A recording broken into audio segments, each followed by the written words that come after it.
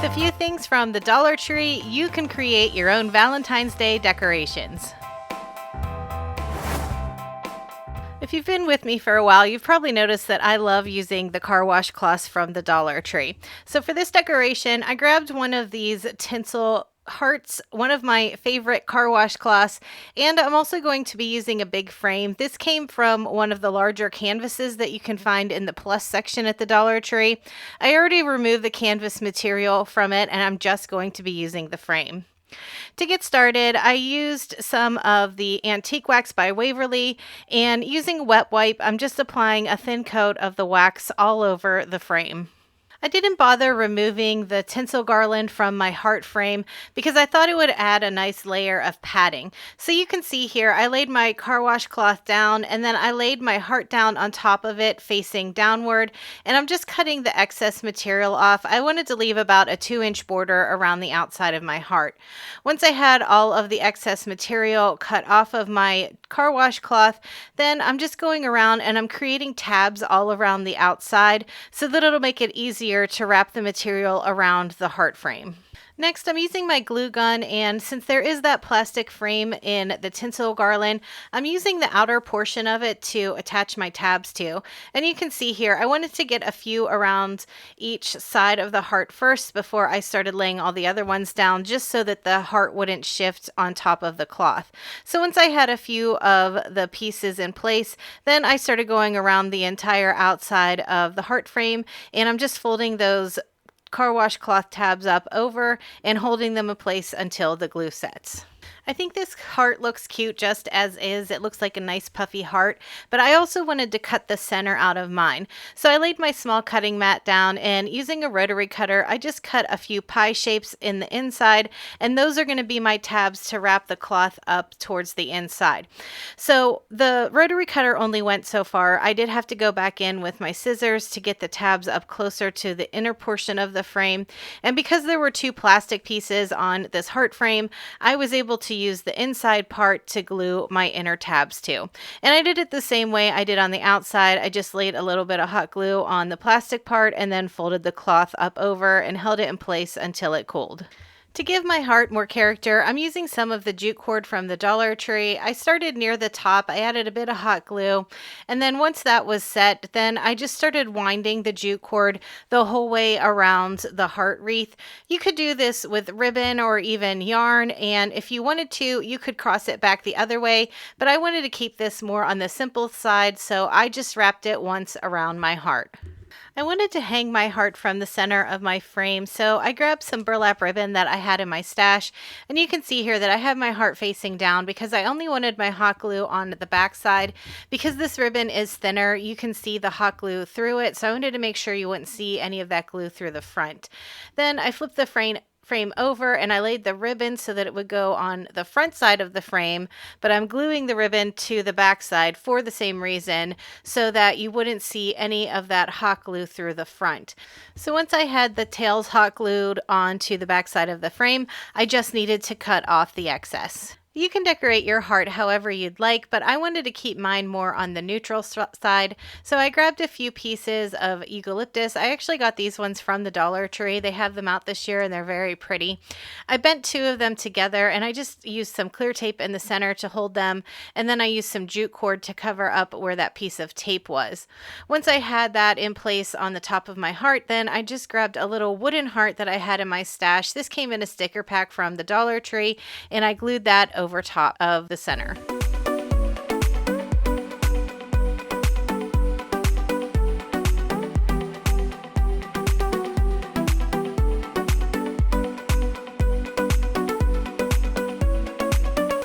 The Dollar Tree always has such a great selection of gift bags, and they even have them for Valentine's Day. I really love this heart print one that I found, and I knew it would go great on this palette style wooden heart. Normally when I apply the antique wax by Waverly, I usually use a wet wipe, but this time I'm using a paintbrush because I really wanted a dark, rich brown stain color. And that's the great thing about the antique wax, is you can change up the shade of it just by how you apply it. So when I use a wet wipe, the wetness in the wipe actually dilutes it a little bit, and then the wipe itself will take off any excess, and that's what gives you the lighter shade.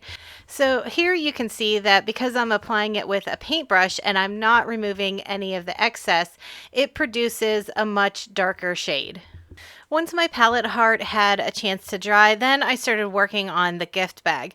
Now there's two sides to this gift bag. They both have the same print, but one side is covered in glitter. I'm choosing to use the side that does not have the glitter, but whatever your taste is up to you.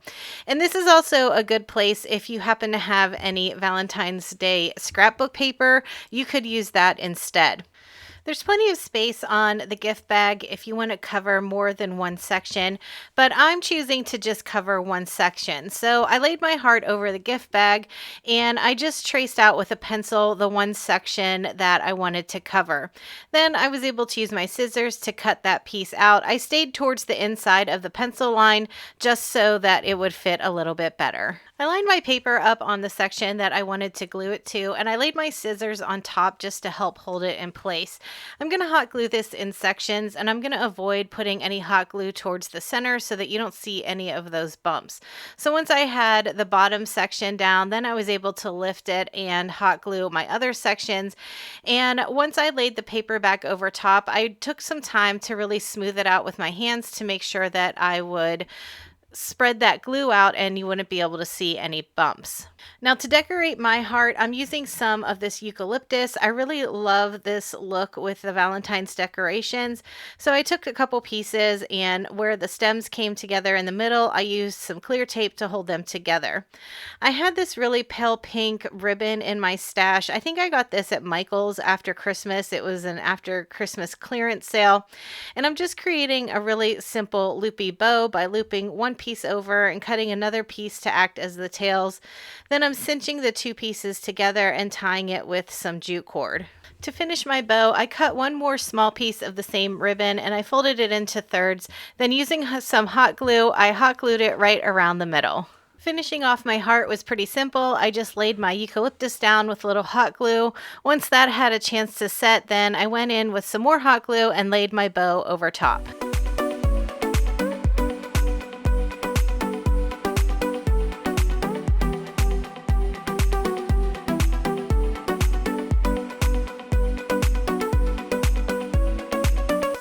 I really enjoy burning candles in my home, so I wanted to create a cute riser to put a candle on.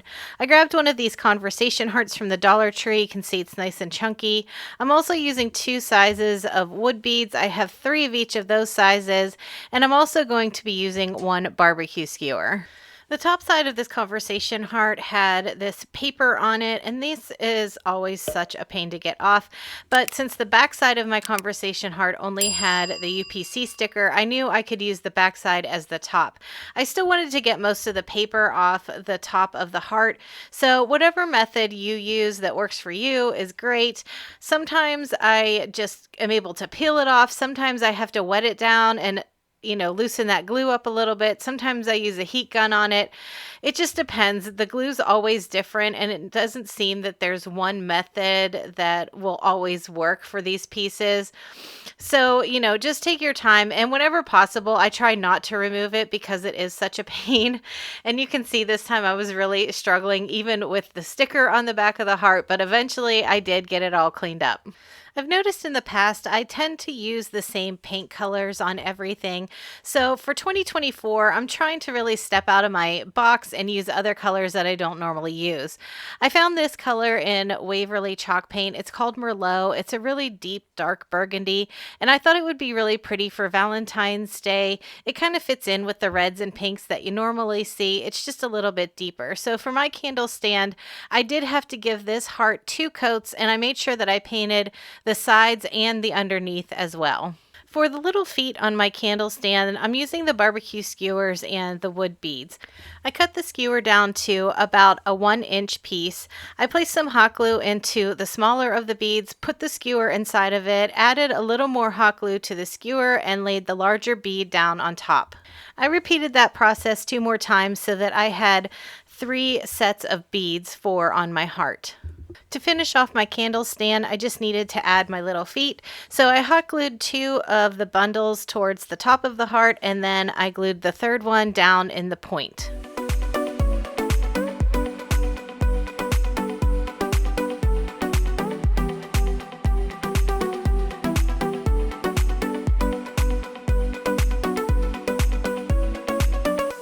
I'm so glad that the Dollar Tree started carrying these wood bead wreath forms. I think they make it really easy to create some cute wreaths.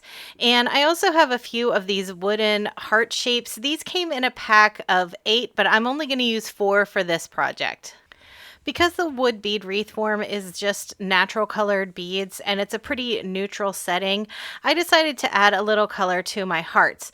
I really love pink and gray together, so I'm painting 2 of my hearts pink and 2 of them gray. Once my wood hearts had a chance to dry, I went to my wreath form, and at the top you can see there's 2 little hooks that hold it together.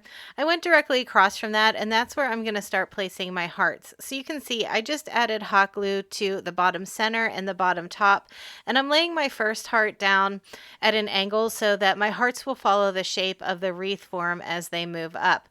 So once I got to the next heart, then I placed the tip of that heart over the top side of the first heart, and I added hot glue, like I said, to the center bottom and the center top, and then I just continued layering the hearts until I had all 4 of them placed on the wreath form. And one thing that I forgot to film is this very top heart here. I did go ahead and fill that top hole in so that you wouldn't see it when it was laying on the wreath form. After my hearts were in place, I flipped the whole thing over and I added a bit more hot glue where the beads touch the heart to make it more secure. I also wanted to create a bow for my wreath, so I took a piece of burlap ribbon and I looped it into the awareness ribbon shape.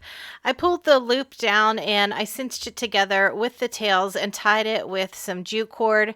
Then I used my scissors and I dovetailed both of the ends. And because I had used jute cord to tie my bow together, I was able to use that same cord just to tie it right onto my wreath form. As a final touch for my wreath, I wrapped some jute cord around the top where those 2 hooks met, and then I placed 3 wooden beads at the top, and I added a knot, and this will be the hanger for my wreath.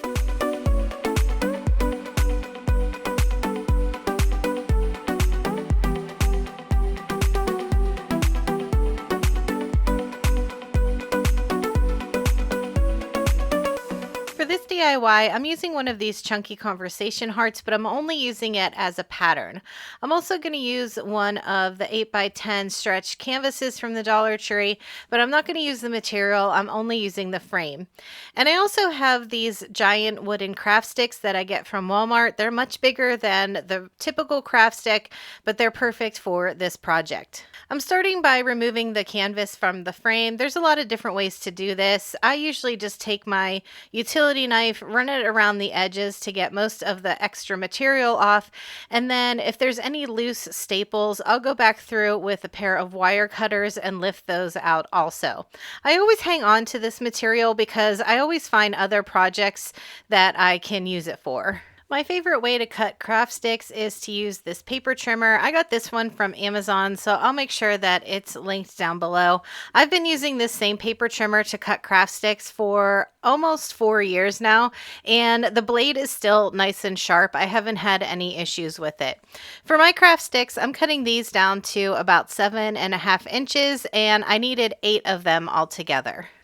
I do have a piece of chipboard here that I cut down to 7.5 by 9.5 inches so that it would fit just inside the frame. I'm taking my craft sticks, and I did have to overlap the chipboard just a bit with the first one so that all 8 of them would fit across the chipboard. But you can see here, they're the same width as the backer that I created. So I'm just using my hot glue and I'm laying my sticks down one by one, and I'm pressing them together fairly tightly because they fit pretty perfect on the surface that I had. I'm using a wet wipe here to apply the Waverly Antique Wax to the craft sticks that I formed into the backer, and I'm also using the same technique to stain my frame. I really like using the wet wipe to apply and take off the excess because it really helps bring out the natural wood grain in stuff like craft sticks and wooden frames. I made sure that the antique wax was really dry before I moved on to this step. So I laid that heart down on my backer. It's hard to see on camera, but I did trace it out with a pencil. So if you didn't have one of these wooden hearts, you could just use a piece of paper and make a heart pattern. It's just that I already had this one on hand and it fit really well inside that frame, so I knew it would be a great size for this project. After I had the heart all traced out, then I went in with some white chalk paint, and I just really took my time making sure that I got that paint right up against that pencil line so that the wood grain would only show through where the heart was. I went through and I did the whole outline of the heart, and I would pull the excess paint downward with my paintbrush so that it didn't have a buildup of paint right next to the pencil line. I did find that this worked out a little bit easier for me with the brush that I used. You can see it's a little bit wide and the bristles really come to a finer point, so it was a lot easier for me to trace that pencil line with this type of paintbrush. Once I had the whole heart traced out, then I went through with the same paintbrush and I started applying white paint all over, and I didn't mind if some of the wood grain showed through the paint because I do like that distressed look. Now I'm using white chalk paint here, but if you want to add a little bit more color to your decor, you could certainly use any type of Valentine color that you like. Like I mentioned, I really like the distressed look, so after my white paint had a chance to dry, I did go through with my sanding block and I gave it a light sanding just to help blend the two colors together and let some more of that antique wax show through the white. Then I went through with a baby wipe again and I wiped everything off because it does get really dusty and I wanted to make sure that there wasn't any dust left on there. To finish off this DIY, I just laid a bead of hot glue all around the back side of the frame, and then I was able to stick my backer right on.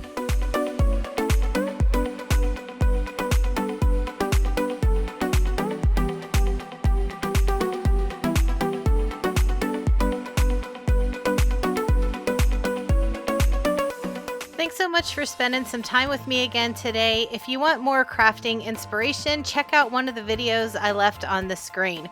Have a great week, and I'll talk to you in the next one.